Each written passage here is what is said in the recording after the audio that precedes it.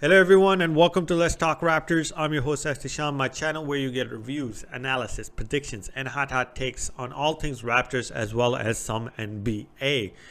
So the Raptors had their back-to-back today against Chicago on the road, and we didn't come out on the winning side of this one. So without further ado, let's talk Raptors versus the Bulls. So the Raptors came in this game after beating Philadelphia yesterday, and today they come out and it seems like they have the energy. It seems like this is going to be a good game. The Raptors are getting to the bucket. Freddie just comes out shooting like crazy, and but we didn't have Gary Trent Jr. today. I think he was being rested, or maybe there's some sort of issues with his calf that he's had since the start of the season. And, Pascal is doing what he's supposed to be doing, keeping us in the game. Scotty's just been looking a little bit tired, and I'll get to that. And, the Raptors are in it pretty much at the halftime. And then the third quarter rolls in. It just seems like the Raptors hit the wall. They're missing bunnies. They're not rebounding the ball. They're not defending. They kept DeRozan, in check a little bit in the first half, but in the second half he got everything he wanted. So did Zach LaVine, and eventually the Bulls just blew this game open. They nailed 3-pointers. Raptors kept turning the ball over. Pascal had like 5 today, and eventually by the end of it, I think it was like 4 minutes left, it was Nick Nurse called it a day, and after the garbage time it was pretty much 113-99, and the Raptors lose this game. Now, the key takeaways I have from this game, again, they're not going to be too much about this specific game because that's my first key takeaway. I don't go too much, I would say, put too much grain, or I don't know what the hell the saying is, into one game, especially a back-to-back, because back-to-backs are unpredictable. The Raptors were supposed to have their game in the afternoon yesterday, so they have more rest time and they're more, rested, I guess, to play a back-to-back, especially when they're playing two difficult teams in Philadelphia and the Bulls. But they didn't get that. And, with the travel, I get it, Chicago is not too far away, but you're still going through the airport. You're getting in late in Chicago. Then you got to wake up and take care of everything. And it makes guys tired. And it seemed like after this first half today, the Raptors just hit that wall of the back-to-back, and, Bulls were rested, and they ended up kicking our ass at the end of it. So you can't really say the Raptors blew it, blah, blah, blah, or count too much into it, especially when the Raptors have been, I think they won their 6 of their last 8. So you can't really say this team is struggling. So that's my first key takeaway, is that, you can't put too much into the one game because the Raptors are doing well. Yes, the standings are getting impacted with, losses, but the Raptors are playing well, and they're going to be a tough out in any playoff situation, whether it's the play-in, the regular playoffs, or whatever it is.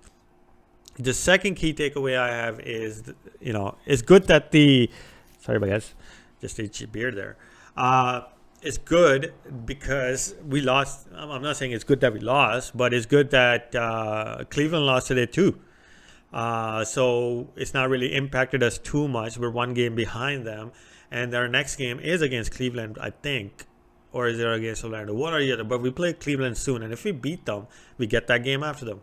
On them. So the Raptors aren't in too bad of a situation. We're still fighting for the 6th spot. One game back is not bad. Now, if Cleveland would have won today, it would have made it a little bit more difficult because we only have about 11 games left. Then the third key takeaway, guys, I have is Scotty Barnes. He's been doing very well, and he's exerted a lot of energy. And I think Jack Armstrong hit it on the nail today that he's looking a little bit tired.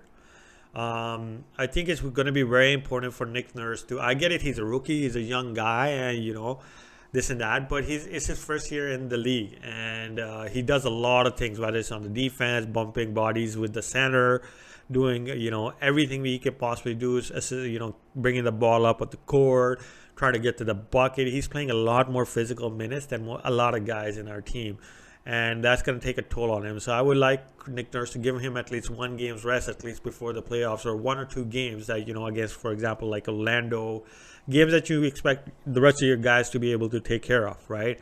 and have him healthy for going forward, because you don't want him hitting that wall, a fitness wall, and when we get to the play-in or the playoffs, whatever the situation for us might be. So it's going to be important down the line for him to do that. The last key takeaway I have, guys, is it's a combination of two.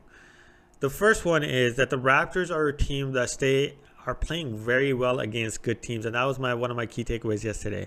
It seems like we're all of the games that we play against good teams, and it's just a momentum shift, whether it's fitness, whether it's home crowd, or whatever happens. We're in those games pretty close, and it gives me very much confidence that we're going to be a very, very tough out if we will be out.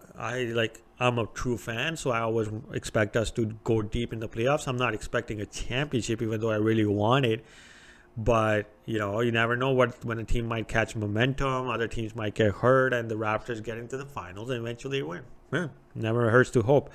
But this transitions to my second key takeaway. I mean, whatever. Well, I forgot them now. Anyways, that transitions into the fact that Freddie VanVleet is not 100%, and we're going to need him to be able to make that deep run. It seems like, he's in and out, and I understand they're trying to manage his knee, and that's something that's important. But I would prefer that at this time, give him the run and then rest him prior, once you're close, once you solidified at least a sixth spot, or where you're going to end up. That's when you want to rest, these guys. We're in a stretch right now where it's very important for him to play every game, and him being in and out affects his game. Like today, he came out guns blazing, but eventually he lost it. And that has to do with not playing those long minutes, right? Even with one game's rest, it does have an impact. And for us to be able to carry forward deep in the playoffs or whatever we want to do, Freddie's an important aspect of it, because he gets our centers like Kem Birch, good looks underneath the basket, Chris Boucher. And he's the type of guy that can penetrate because his size is smaller, so he can go underneath the defenders and everything like that and get to the bucket and eventually get us open shots. And so it's important for him to be healthy, and I honestly feel like even if he gives us 10-20 minutes a game, going forward, at least for the next 6-7 games, it will be good to keep him consistent rather than just resting him.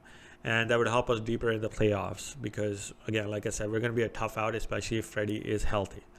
So that's all I have for you guys for this video. Again, there's not much I would put into this one game, especially given how well the Raptors have been playing lately. Now, if this was like a loss against Philly, loss against Chicago, then that would be something to worry about, because that means we can't beat good teams in the Eastern Conference, but we've been beating their ass.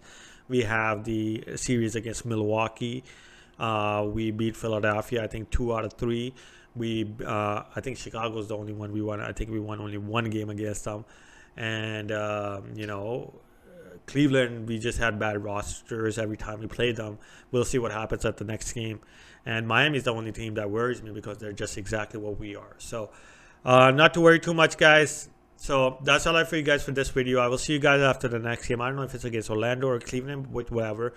And I hope you guys enjoyed the content. Please hit that like and subscribe button. My channel is finally growing a little bit on a consistent basis, and I would love if everybody can help me out. So I will see you guys next time.